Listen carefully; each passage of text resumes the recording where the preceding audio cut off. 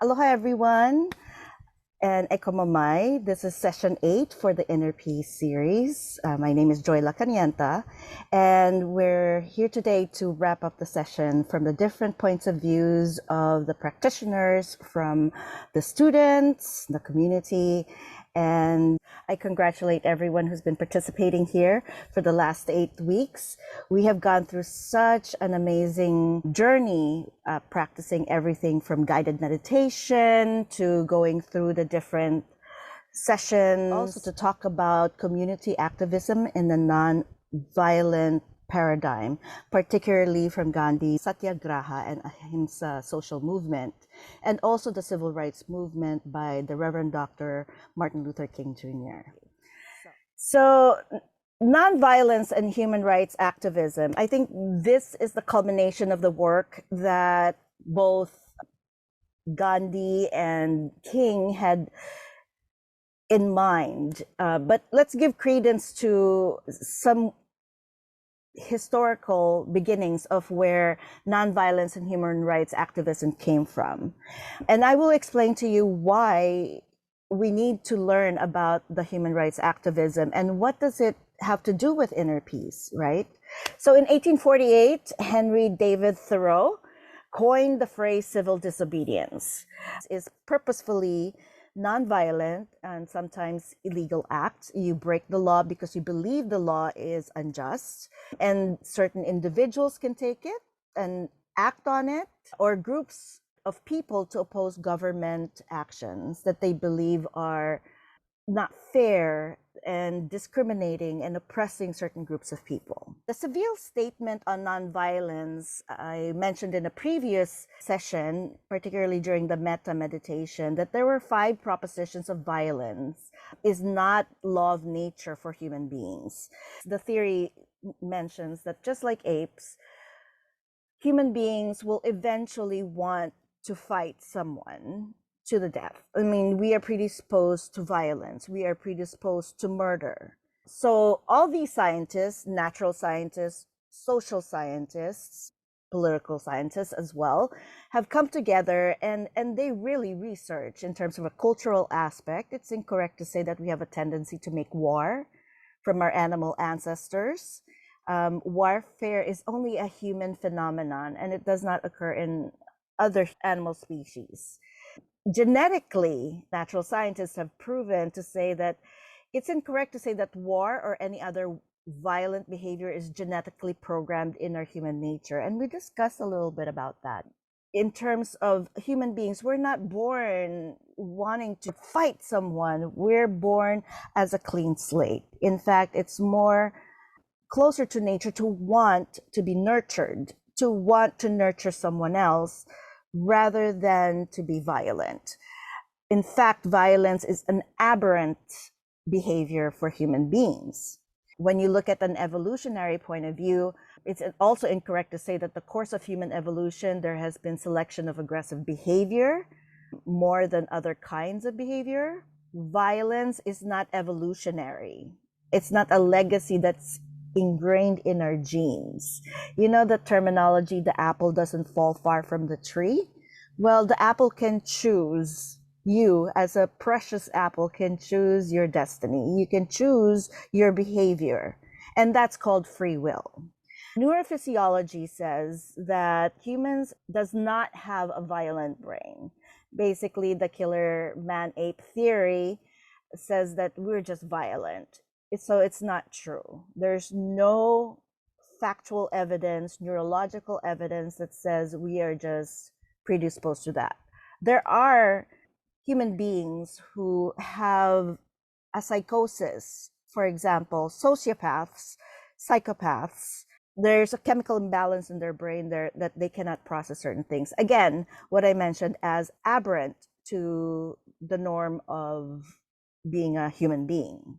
And psychologically, it's incorrect to say that war is caused by instinct or any single motivation. So on all different factors, the Seville Statement on Violence is the academics' way to say that there is no need for war. This was a statement done on an international scale. In terms of faith-based studies, we have featured some of these wonderful people: Tinaktan, the Dalai Lama, of course, Gandhi, Abdul Ghaffar Khan, the one on the right-hand side next to Gandhi. He's a very prominent figure after Gandhi passed away. In fact, if you've watched the Gandhi film, you would see him only in the background. It's because he's such a tall guy and he's very, very quiet. But he actually led a lot of nonviolent peace protests after Pakistan and India separated. He was really a proponent for peace so that people could get together and be brothers and sisters. So the faith-based peace studies builds on the spiritual belief of not harming others. It's an important factor for us as human beings to fight for other causes. And fighting doesn't mean violent fight, meaning to stand up for what is right. So we're going to focus on two major figures based on the class. Gandhi mentioned that peace is not the absence of conflict. Conflict is natural. It's part of the norm. It's going to happen. But it's your ability to cope and adjust with it. What are you going to do when conflict arrives? Which is a very smart thing to say. In our lives, we cannot shelter ourselves. We cannot just be isolated. Well, after the lockdown and the pandemic, actually, that didn't even stop conflict. There's inner conflict that happened, right? And that was one of the major reasons why I was inspired to do and lead this series, because of that. It's an important issue that we need to look at the inner conflict within ourselves, and so we can discuss and improve on our inner peace and outer peace. One of my favorite sayings by the Reverend Dr. Martin Luther King Jr. is that darkness cannot drive out darkness. Only light can do that. Hate cannot drive out hate. Only love can do that. It's so beautiful because both of these men were imprisoned. Dr. Martin Luther King Jr. actually wrote this because when he was in jail, they would turn off the light while he was writing his letters. And he, out of that pain, right, out of that conflict, came out this beautiful saying about darkness, how to overcome your darkness. And for him, it was literal darkness. He was writing in the dark. Focusing first on Gandhi's anti-colonial social movement, the Satyagraha, which is the truth force. It is the non-violent resistance to address social injustice. And it comes also from Ahimsa. Ahimsa is practiced, as in the second session, Yamamura Sensei mentioned that is part of the Hindu, Buddhist, Jainism. Jainism is the religion that is affiliated with Gandhi, but he doesn't really say that he practices Jainism. He actually says he practices everything. His religion is kindness. Principle basically of the peaceful coexistence. So that is Ahimsa. Non-violence, non-injury towards all living things. And in their metta meditation by Dr. Maya Sotora-Ing, you also heard that she mentioned that it's not just non-violence, non-injury on a physical level, but it's also non-violence, non-injury on our thoughts, our words, our hearts, in our being. It's kind of like something that grows and eats at you. That bitterness can grow. And it's your choice whether or not you want to be a person that is living in this kind of hateful coexistence with other folks, or someone who is pushing away other people. I mean, right now, social distancing, you need to do the 6 feet social distancing, but I'm talking about relationship-wise. Gandhi said that Ahimsa is one of the highest duty that he has been called to do. Even we cannot practice it in full, we must try to understand its spirit and refrain as far as humanly possible from violence. So in every deed and every doing that we project in our lives. To your left, you will see Gandhi actually doing the Salt Satyagraha movement. And I just wanted to mention that one of the Nichiren Buddhist priests, the founders of the Nichiren, was Gandhi's friend. His name is Venerable Nitatsu Fuji. He's one of the priest of Nichiren Shu sect. And then he revived Buddhism in India around the 1950s. So actually the first Prime Minister Nehru, he relied on the Venerable Fuji, and then actually first president asked him to revive because Buddhism, everything is kind of destroyed at that time. So no Buddhism in India at that time. But Venerable Fuji, arrived to the India, and then he propagated Buddhism. And then now he built a lot of the peace pagoda, many of the cities in India. And even he have a relationship with Mahatma Gandhi. And he walked sort of Satyagraha with him. So we found the picture. So Fuji, please remember the name, Fuji. In the Salt Satyagraha movement, why it was so significant for the Indian community was that they have been under the imperial rule of Britain. People were dying. They were basically outcasts of society. Gandhi saw a pattern that he learned when he was practicing as a barrister. He was an attorney before he became this big icon for the peace movement. When he went to South Africa and he saw the apartheid, where you can't even be on the same street as a white person. People can just go inside your house and take whatever is there because you are not treated as a human being. And he saw that happening in India.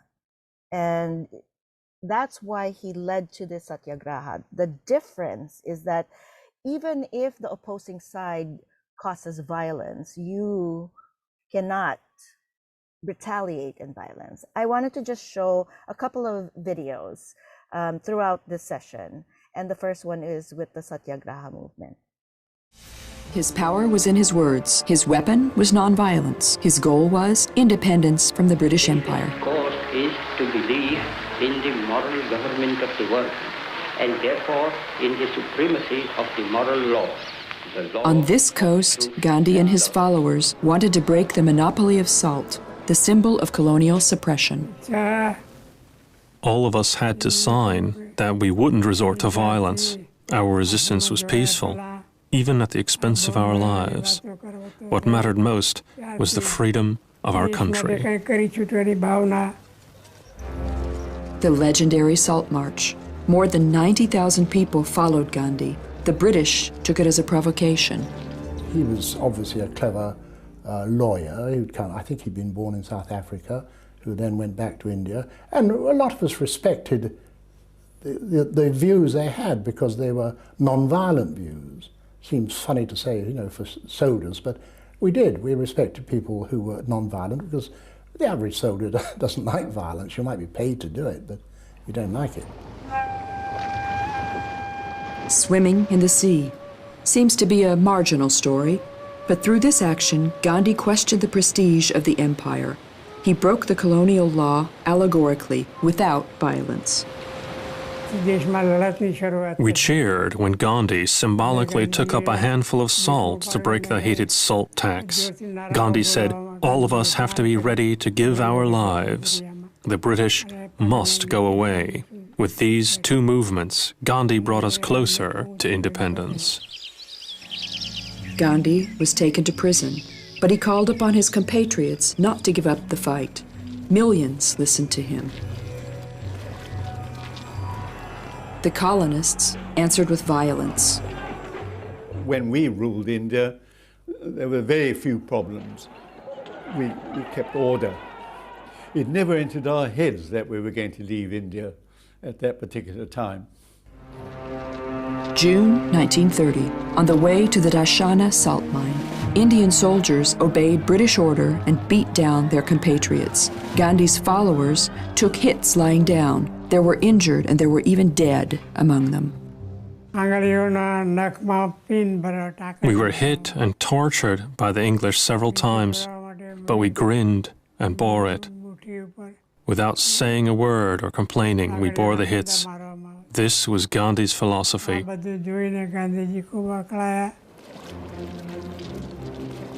He who collects salt is captured. More than 60,000 people were arrested. This kind of resistance could not be broken by blows. We were trained as soldiers. We were trained to fight a war, and our training was very basic in terms of how to deal with people in what was meant to be a non-violent situation. Finally, the British concede. Gandhi and a lot of his followers were let out of prison. The government changed their strategy. The former enemy became a negotiation partner. Gandhi was invited to London to attend a conference on India's future, but the empire was not willing to give up its dominant role. The negotiations were unsuccessful.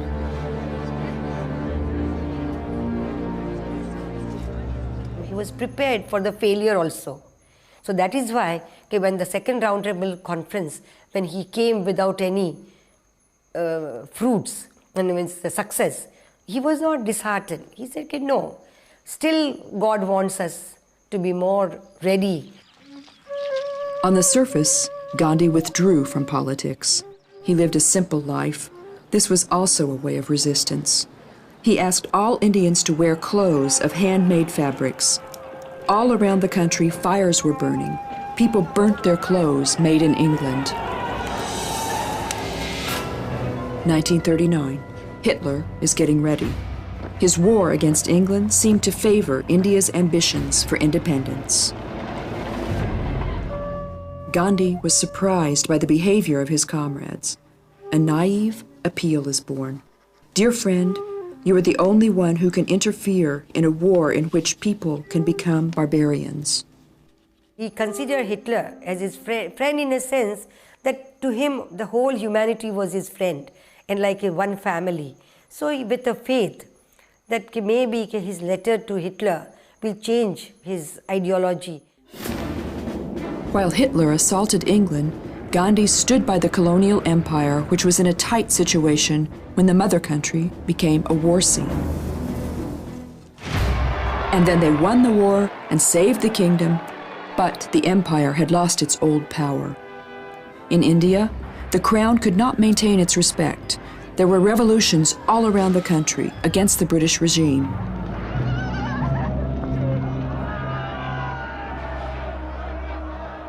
Younger people could understand there was change taking place.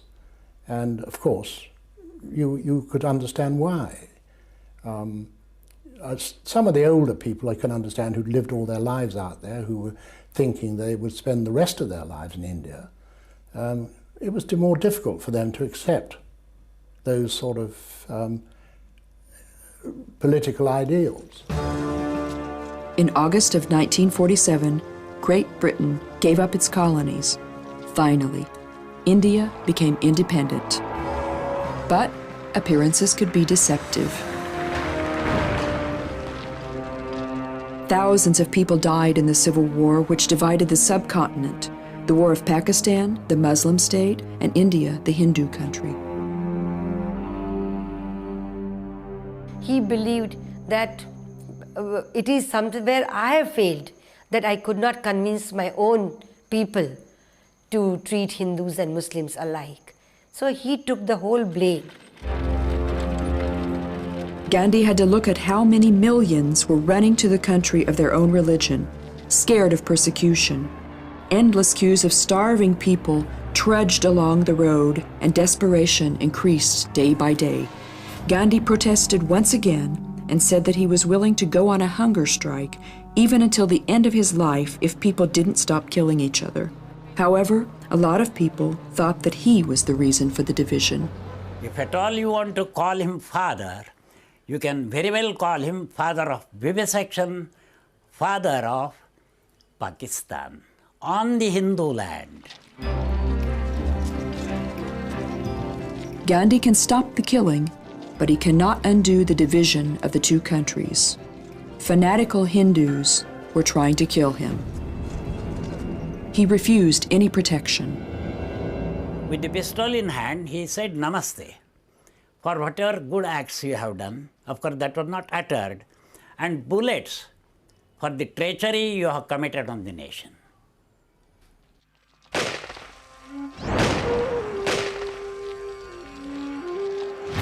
Gandhi liberated his people without violence, but his fate was to die by violence. But his message is an indestructible heritage. Human rights activism is not without its price.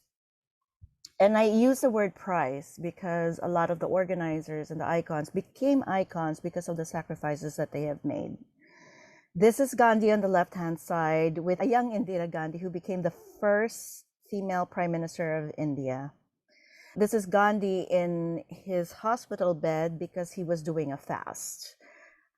Gandhi was convinced that he failed. Using anti-colonial nonviolent movement is an impossible feat that he led and was successful in doing. I mean, it took a long, long time, decades and decades. And when he saw that the Indians, primarily the Hindus and the Muslims, were fighting against each other and there were eruptions of war, Gandhi used fasting and meditation to pray for the violence to end. And it was a strategy, a nonviolent strategy that he used to the point that people stopped fighting. One person not eating, I mean, if that happened today, you would die. No one would care. But at that time, he was seen as this symbolic representation of what freedom is, of what human kindness could be, and what a free India should be. He was the father of that nation. That's why he was termed the Mahatma, the great soul. And he is a great soul because of the power of his words, the power of his deeds. And this is a person who doesn't like public speaking. He's a very shy man. He said, not until everyone stopped fighting will he stop his fast. He almost died, and he did 3 of these fasts because of the eruptions of violence towards, Indian against another Indian, Pakistani versus Hindus. But that is a great strategy. I'm not saying that you should do fasting as a protest, but being a symbolic figure, an icon, standing up for what he believed is right. And here's a picture of 7089. This is the mugshot of the Reverend Dr. Martin Luther King Jr. Part of his letter from the Birmingham jail, where they turn off the lights really early on him so that he could not write to other people. Every time they turned off the lights on him, he actually said, those were my best work, and some of the actual letters that he wrote, and you could see that it's going offline a little bit. That's an indicator that you as a person, could you continue doing that at a time of desperation? These 2 people here, the 2 great figures of our history, were both convicted criminals. But because of civil disobedience, they were convicted of a crime for standing up for what is right, standing up for nonviolence. You saw the Salt Satyagraha March is still alive and well to this day, 2021. The recent India farmers' protest, which is larger than the entire population of the United States. Can you imagine everyone in the United States just protesting? It stopped everything and it called into attention. So I wanted to just show you a little bit of that. पूरा भारत इसकी तरफ देख रहा है किसान आंदोलन की तरफ। किसान आंदोलन में जो सरकार की जीत होती है वो किसान की जीत होती है। जनता जरा एसपी रखता पुस्ता सबको बड़ी प्राप्ति होती है। देखो चलन दा नहीं पता पर ਅਸੀਂ ਤਈਆ ਇਹ ਕਰਕੇ ਆਏ ਆ ਸਾਡੀ ਮਨਸ਼ਾ ਇਹੀ ਆ ਵੀ ਅਸੀਂ ਇੱਥੋਂ ਮਤਲਬ ਜਿੱਤ ਕੇ ਹੀ ਜਾਈਏ। ਅੱਜ ਸਾਡੇ ਸਾਹਮਣੇ ਸਵਾਲ ਖੜਾ ਹੈ ਕਿ ਜਿਹੜਾ ਨਾਰਾ ਭਗਤ ਸਿੰਘ ਨੇ ਦਿੱਤਾ ਸੀ ਕਿ ਸਾਮਰਾਜ ਮੁਰਦਾਬਾਦ, ਅੱਜ ਅਸੀਂ ਉਸ ਨੂੰ ਲੈ ਕੇ ਤੁਰੇ ਹੋਏ ਹਾਂ। ਕੀ ਕਿਹਾ ਮਿਸ਼ਰਾ ਜੀ ਨੇ ਕਿ ਅੱਜ 30 ਸਾਲ ਹੋ ਗਏ ਉਦਾਰਵਾਦੀ ਨੀਤੀਆਂ ਨੂੰ, ਜਿੱਥੇ ਪੂਰਾ ਵਿਸ਼ਵ ਉਹ 30 ਸਾਲ ਦਾ ਨਿਰਣਾ ਕਰ ਰਿਹਾ ਹੈ ਕਿ ਦੁਨੀਆ ਭਰ ਦੇ ਵਿੱਚ ਲੋਕਾਂ ਨੂੰ ਕੀ ਮਿਲਿਆ। ਜਿਹੜੀ ਸੜਕ ਤੇ ਬੈਠੀ ਆ हमारे अपने बच्चों का भविष्य देखिए। ਹੁਣ हमारी बेबे है ये 70 साल की हो रही है, मोदी ਨੂੰ शर्म नहीं आती आ सड़कों पे बैठा रखे हैं। 90 साल की उम्र होगी, बहुत हो रही थी, सारा काम छोड़ दिया बैठे। अगर पूरी तरह लॉ इम्प्लीमेंट हो गए तो पूरी तरह कारपोरेट सारी खेती को अपने कंट्रोल में कर लेगा, सारी खुराक को अपने कंट्रोल में कर लेगा और प्राइस भी वही कंट्रोल करेगा।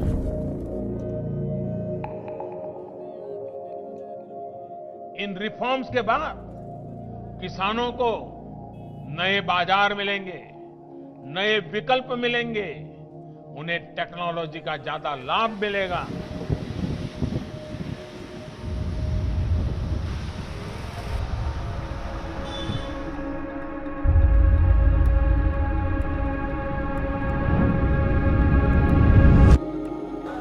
आओ अंदर आओ, देखो क्या है, 7 ਤੋਂ 8 ਮਹੀਨਾ ਲੱਗ ਗਿਆ ਹੁਣ। ਇੱਥੇ ਆ ਵੇਖੋ ਬਣਾਏ ਨੇ ਛੰਨਾਂ ਦੇ ਵਿੱਚ, ਉਹਦਾ ਨਾਂ ਕੀ, ਮੱਛਰ ਕੱਟ ਰਿਹਾ ਹੈ ਤੇ ਖਾ ਰਿਹਾ ਹੈ। ਕਰੇ ਨਾਲ ਸੀਤਾ ਸਿੰਘਾਂ ਨੂੰ ਭਾਵੇ ਸਤਿ ਸ੍ਰੀ ਅਕਾਲ। ਜੇ ਦਸੰਬਰ ਦਾ ਮਹੀਨਾ ਆਇਆ ਤੇ ਬਹੁਤ ਜ਼ਿਆਦਾ ਸਰਦੀ ਪਈ। ਜੇ ਹੁਣ ਮਈ ਜੂਨ ਜੁਲਾਈ ਚੱਲ ਰਿਹਾ ਹੁਣ ਤੇ ਇਹ ਵੀ ਬਹੁਤ ਗਰਮੀ ਪੈ ਰਹੀ ਆ। ਗਰਮੀ ਤੇ ਸਾਰਿਆਂ ਨੂੰ ਲੱਗਦੀ ਆ, ਸਾਨੂੰ ਵੀ ਲੱਗਦੀ ਆ, ਇਹਨਾਂ ਬੱਚਿਆਂ ਨੂੰ ਵੀ ਲੱਗਦੀ, ਇਹਨਾਂ ਬਜ਼ੁਰਗਾਂ ਨੂੰ ਵੀ ਲੱਗਦੀ ਆ।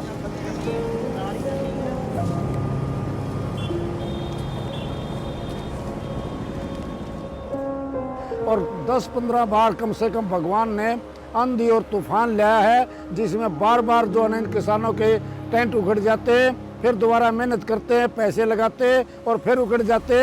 लेकिन हौसला जितनी बार इस पर जितना कष्ट होता जाता है, हौसला उतनी बार बढ़ता ही चला जा रहा है किसान का। इस प्रकार से ये 7.5 महीने बीते हैं।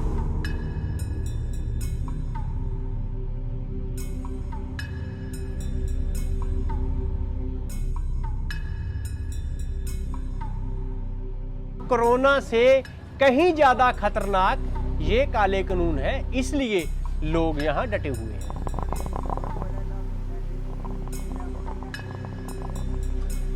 ਅਸੀਂ ਇਹ ਕਹਿਣਾ ਚਾਹੁੰਦੇ ਹਾਂ, ਅਸੀਂ ਸਰਕਾਰ ਨੂੰ ਇਹੋ ਅਪੀਲ ਕਰਦੇ ਹਾਂ ਵੀ ਅਸੀਂ ਅੱਤਵਾਦੀ ਨਹੀਂ ਆ, ਅਸੀਂ ਕਿਸਾਨ ਆ। ਕਿਸਾਨ ਆ ਤੇ ਕਿਸਾਨਾਂ ਦੀ ਸਰਕਾਰ ਨੂੰ ਗੱਲ ਸੁਣਨੀ ਚਾਹੀਦੀ ਆ।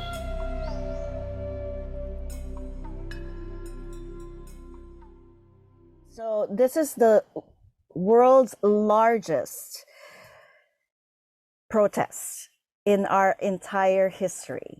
This is happening in the midst of the pandemic, 2021 pandemic. And I am amazed because the proximity and of the story about the Satyagraha movement and what started to be a peace protest, and largely still peace protest, of the India's farmers in 2021 is very much similar. I wanted to just highlight this because this is happening in our lifetime, in the midst of a pandemic, in the midst of a Delta variant. They are still out there trying to fight for equality, for social justice, just the basic terms of the human rights. Okay. We cannot talk about peace activism without talking about Gene Sharpe. Gene Sharpe died in 2018, but he's a prominent figure in the politics of nonviolent action. The difference between Gene Sharpe, his paradigm is quite different from Gandhi as well as the Reverend Dr. Martin Luther King Jr., because he will provoke and use soft power like threats and the dynamics of that to depose dictators. When Gandhi was talking about the truth force or Satyagraha, the soul force, using the power of truth to mobilize change, his paradigm does work in certain areas of the world.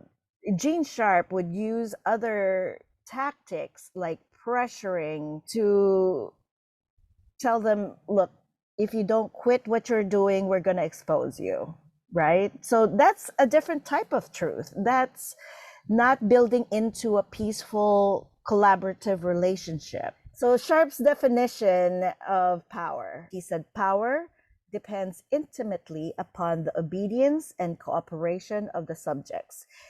We, as part of the society, have to subscribe to it in order for someone to dominate us. People in society may be divided between rulers and subjects. That's what Gene Sharpe says.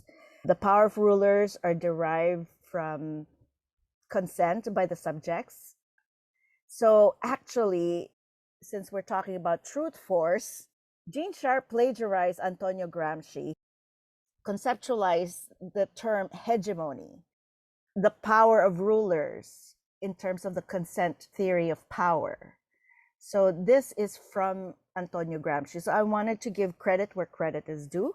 But Gene Sharpe failed to note Antonio Gramsci for doing that, which kind of made it awkward when he would go out there to say, this is my terminology. So that's why it's very important to cite your sources. Nonviolent action is a process of withdrawing consent, and thus is a way to challenge the key modern problems of dictatorship, genocide, like what happened in Rwanda, war, and systems of oppression. So nonviolent movements is actually key to building a better future for all of us as a society. I wanted to highlight some of the folks and the civil rights movement. John Lewis is very much coined in terms of that. He was very, very young community organizer, or at the time community activist, and he received the Presidential Medal of Honor. He died last year in 2020. He worked so hard for the Voting Rights Act, which was repealed by the US Supreme Court. Why? We're living in a very unjust system. So I believe that we can go back and apply the Voting Rights Act in a different format. As you all know, the Reverend Dr. Martin Luther King Jr., he received the Nobel Peace Prize, and this was his speech.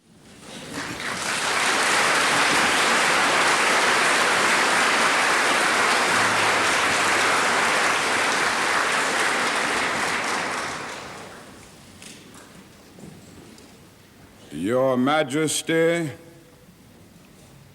Your Royal Highness, Mr. President, Excellencies, ladies and gentlemen, I accept the Nobel Prize for Peace at a moment when 22 million Negroes of the United States are engaged in a creative battle to end the long night of racial injustice. I accept this award on behalf of a civil rights movement which is moving with determination and a majestic scorn for risk and danger to establish a reign of freedom and a rule of justice.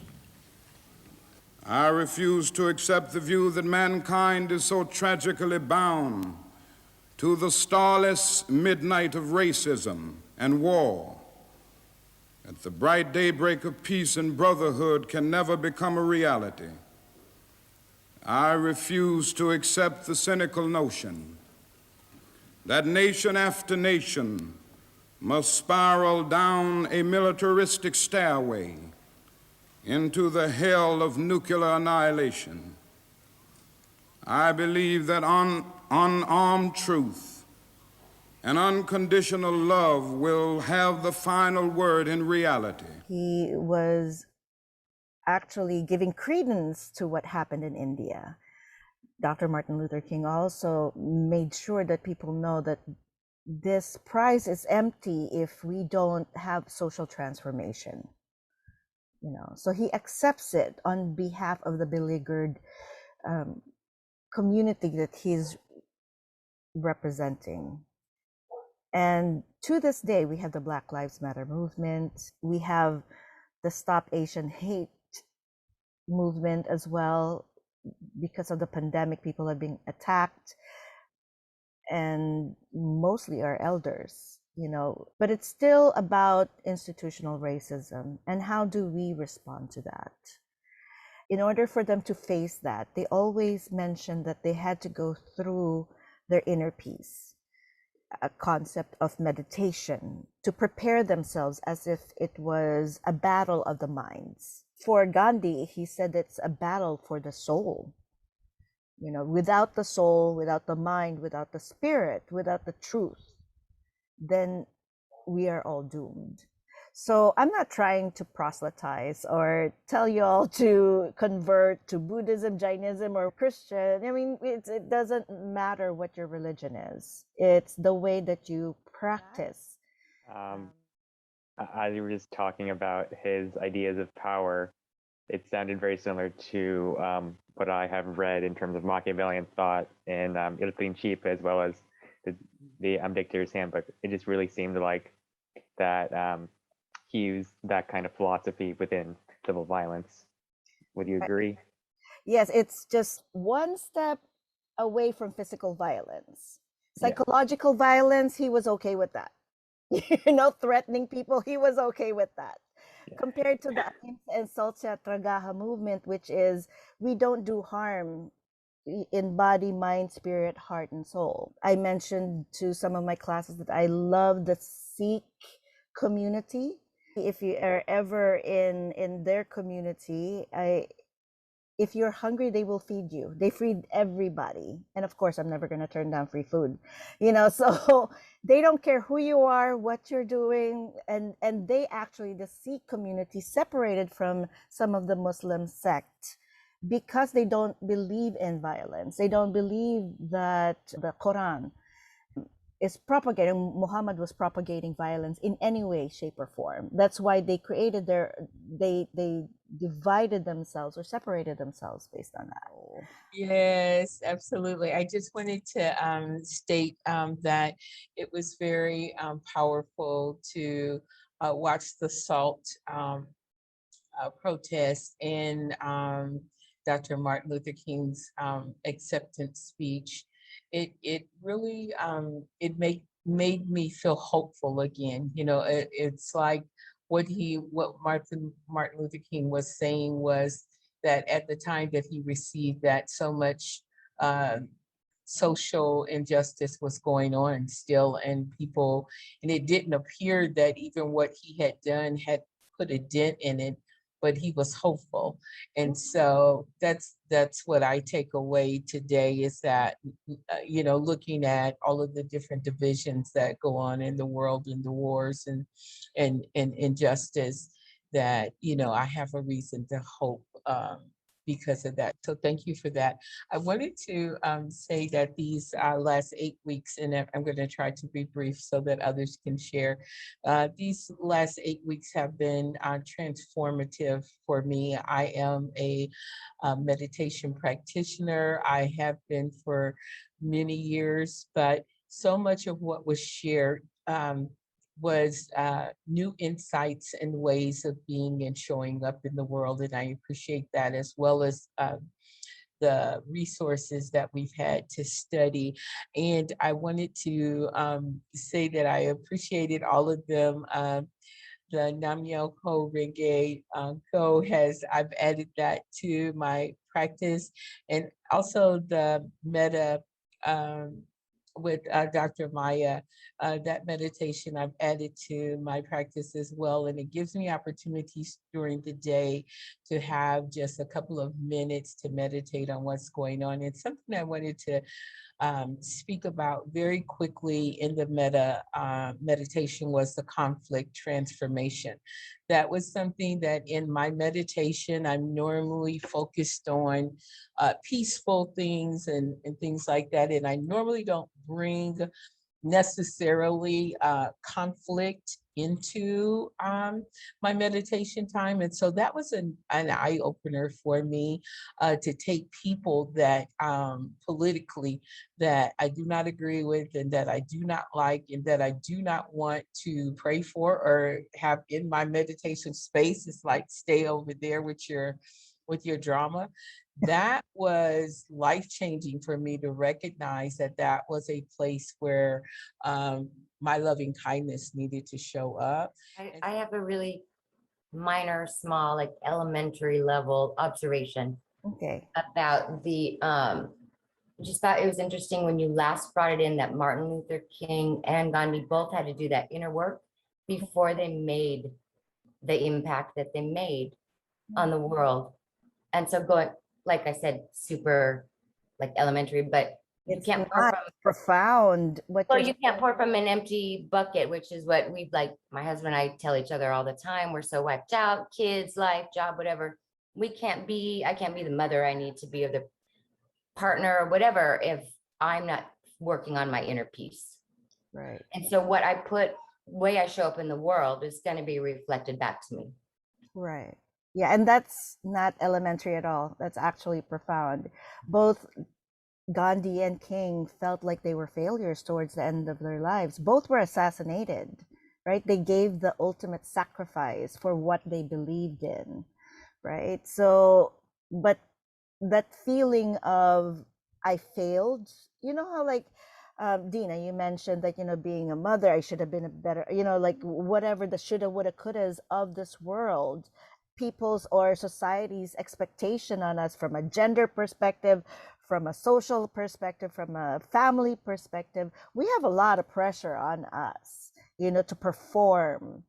But that's what, maintained, from what I learned all these years from Gandhi ji and also Dr. Martin Luther King Jr.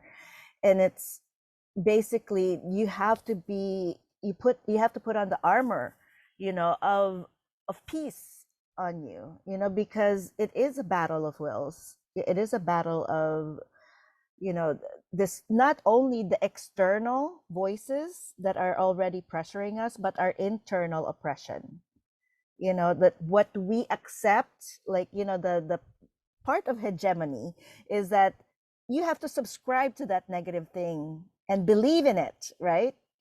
In order for you to be oppressed. So all these negativity eventually ends up in our brains, and the rhetoric, if it's over and over again, it slowly creates that resentment, the frustration, the bitterness, and it comes out in so many, manifests in so many negative ways. So the preparation of releasing all this negative thing is essential. I really believe that. So yeah, these last couple of weeks are really interesting. For me, I'm trying to undo a lot of stuff that was in my childhood that I never got to, resolve, and it led to a lot of, just very bad mental health. So it's been a journey of, self-forgiveness as well as forgiveness to others. And so it's been, learning about different movements as well as learning more about to handle stress. Like I really like the guided meditation. I didn't know that was about that, and it actually does have a surprisingly positive effect on me. Thank you. And then yeah, it doesn't help, like if you could see my face, it's super messed up because I'm very stressed from school right now. So that's a bit ironic, but it's definitely good to hear about the history of peace as well, because I am an artist and I'm going to be, you know, a lot of the stuff that I'm probably going to be going into is, you know, a lot of, I like general audience as well as child audience. So learning about it and working it into stuff into the future, I definitely think is going to be very helpful. If anything, you know, that you've learned, just stop to breathe when you're feeling stress. You know, the breathing exercises that we have, just a little bit of the tapping, body scanning, like, you know, just, okay, I need to do that. But at the same time, I kept telling myself, find the joy. Like I was going to live my full name. You know, that was my mantra now. I was like, I'm going to live my name. What does it mean? Does joy mean that you're not going to suffer? No, but find your joy. I mean, I was finding myself. If I find the joy in the situation, it's a scientific fact. Energy, force, right? Energy cannot be, I mean, it can only be transferred. It cannot be destroyed, right? So whether it's positive energy or negative energy, you can diffuse it and transform it, right? So those are my pearls of wisdom. You can diffuse it and transform it into something that you can benefit from and others can benefit from. We cannot change the past. That's the Buddha saying. We don't know what's going on in the future. So live in the now, right? But when you are facing this type of conflicts, what do you do with that? You know, and I tend to agree with Gandhi. It's like your choice. It is your choice. What are you going to do when conflict arrives? You know, are you going to be oppressed by it, or are you going to do something and be transformed, you know, into something that you would be proud of, that you would want to see yourself? You know, you don't let yourself be defined by the past and all that stuff. You know, some pasts are worse than other folks, but you know, that's why we have consequences. And the meditations for me have been really beneficial, and your presence, your questions have sustained me. Your energy have been really helpful to me. So, and I thank you for that. Sorry for my diatribe.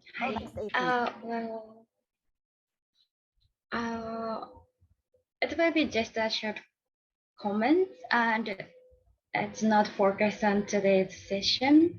But I direct to talk about my personal story.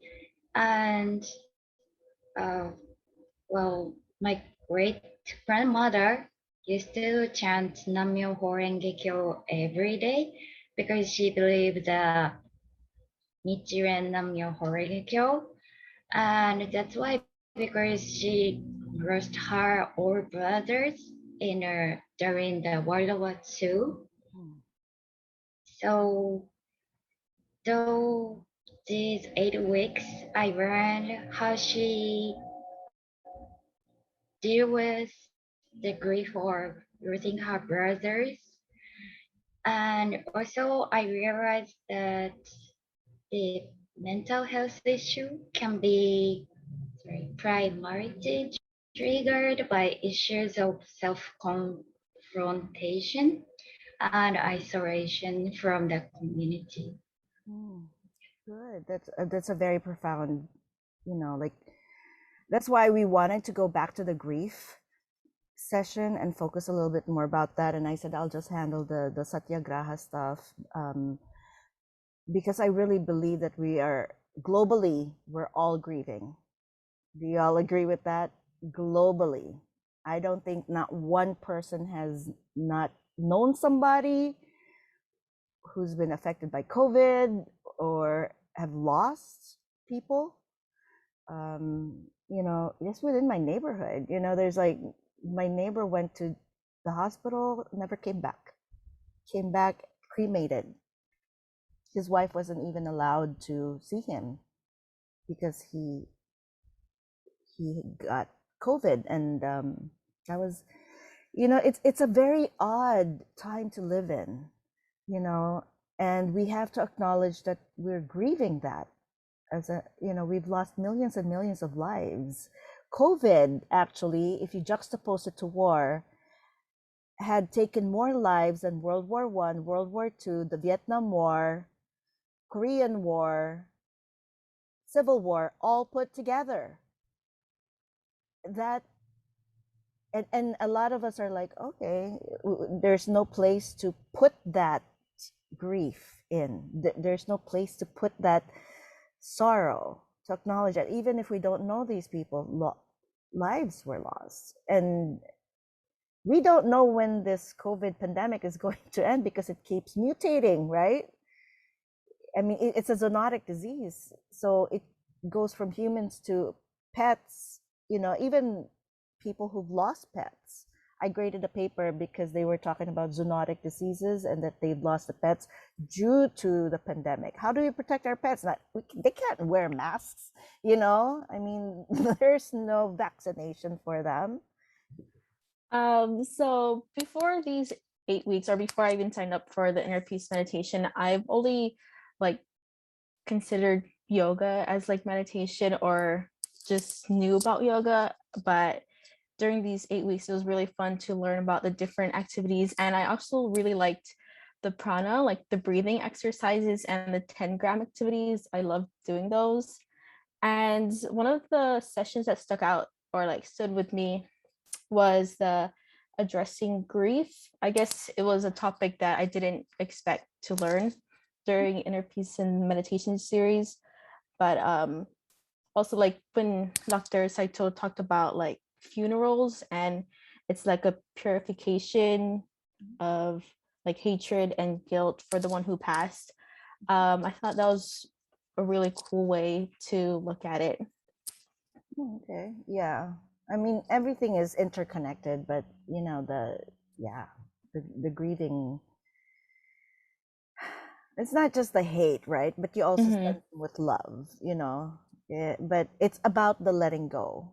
These rituals are here for the living. It's not for the dead. If you watch the video from last week, I included a video there, a segment of the lantern floating. We do it here in Hawaii before with the floating lantern Memorial Day, right? In Japan, they do it in Hiroshima on the day of the atomic bombing. And I was there, so I included some of my footage in there. And part of it, what I learned there is that they were not just praying for the souls that were lost, but they were praying for themselves to lose the grief, to lose the pain of history and the shame of history, right? Because Japan was blamed for siding with Germany and all that stuff, and you know. But it was very interesting because I had a really good shot. You know, I almost fell into that river. I'm going to quote more like the last session that we had. I really liked the grief. Like she was saying, it was like something unexpected, and it kind of brought me back to like, I don't know, like a time period like 5 years ago. I was going through a lot, and I happened to come across this quote in like a random bathroom by Buddha that was like the root of suffering is attachment. And then it got me like reading his books, like Power of Compassion and his little book on inner peace. So like I always go back to that whenever I need to like take a step back and like figure out how to deal with things like in a, I guess, healthier or like more open perspective. And so like having this class at this time in my life is very interesting because like obviously with COVID, we're all dealing with a lot of different things, like going through stuff. And it just like hearing him talk about, he had this exact quote, when he acknowledges death, he is forced to acknowledge life. And there's just like liberation in detachment, but also like the surroundings, like obviously we're all naturally gonna have attachments, but yeah, so I don't know, that was like kind of a cool perspective. And then I also like have taken this stuff like within my own life. I've meditated before, but I didn't realize that there were so many different ways to do it for different specific things. And it really like helped a lot, especially because recently, like within this past year, my brother was diagnosed as schizophrenic. And so it's interesting, like trying to help him like cope with things when he like freaks out or stuff, or even like for my mom and my brother, like, cause they live with him, like dealing with like the stress of that all the time. Like my mom and I talked about different like meditation styles and stuff. So I actually have like shared with her some stuff that I've like learned from here and like ways to like cope with like, I don't know, just day-to-day life and stuff like that. But yeah, it was very helpful. On that note, let's turn the conversation about which meditation styles you worked for you. I would say definitely the Rengen. Oh, how do you say it again? Rengen. I mean, Yamamura Sensei will get mad at me if I don't say Namu Myoho Renge Kyo. Yeah, that one. Usually like I try to do that like almost every single day, like not every day, but like when I try to go out, or you would probably see me like if I'm at the UH Mānoa dorms, and if I'm in the elevator, you'll probably see me closing my eyes. That's probably because I'm doing that type of meditation in my head. It just helps me because I have high-end social anxiety, so going outside, it just like it just relaxes me in a way. So yeah. Good. Right. If it works, do it. Great. Yeah. Just don't let Yamamura Sensei hear you say nam instead of namu. So remember the namu, the you is important. Okay. So I find that the 8 weeks that we've been here, I've learned a lot about how to cope with a lot of the symptoms that I have after being, I guess you could say, attacked 5 years ago. A lot of it I've left pretty much unaddressed. So I don't think I've really had a full night's sleep for about 4 years or so. And it takes me like a really long time to actually fall asleep. So I found that the breathing techniques work really well to help me relax. And although I don't fall asleep instantly, it still helps me to actually be calm enough to fall asleep. And I tend to wake up a lot throughout the night due to various reasons. Maybe it's just because like I don't necessarily feel safe, or like I have lots of nightmares a lot. So the breathing techniques do come in handy to help calm me down and put me back to sleep. And then I find it really hard to focus recently. So I think the other technique that really helps is the Zen Tangle that Dr. Kunisue went over, because I do that a lot at work when I'm stressed out. Like I'll just take a step back and I'll just draw some patterns. Like it kind of irritates my manager a little bit, but it helps me just kind of take that step back, realign myself and focus. And then I also do that between studies. So I think those are the two techniques that have really helped me throughout these 8 weeks. And for that, I'm really thankful to have been in these sessions. Thank you for sharing that, and thank you for feeling safe enough to share about your experience. And I hope that the series about addressing trauma would be helpful as well for you. You can review that as well. Okay, so I just want to say that I think the sessions has been like really insightful in terms of like providing us with different ways to achieve like inner peace and all that. And I think what worked best for me was that one session where we had to imagine like a safe place. So we had to like imagine all the important people in our lives and all that. I think that was really effective, and I like whenever I get overwhelmed, I just try to like visualize that place. So yeah, that's all. Oh, cool. Yay. Visualization works. It's very powerful. So you probably are a visual learner. Yeah, you like to look at things. So yes, that was very powerful, and that actually works really well, particularly for people who've been traumatized. So as I mentioned, I worked with the domestic violence survivors or sexual abuse survivors as well. So and children who've been abused. So in that case, just having an escape, kind of like an escape place, even just in your mind that you're completely safe, it calms everything down, you know. So I appreciate that. Yeah.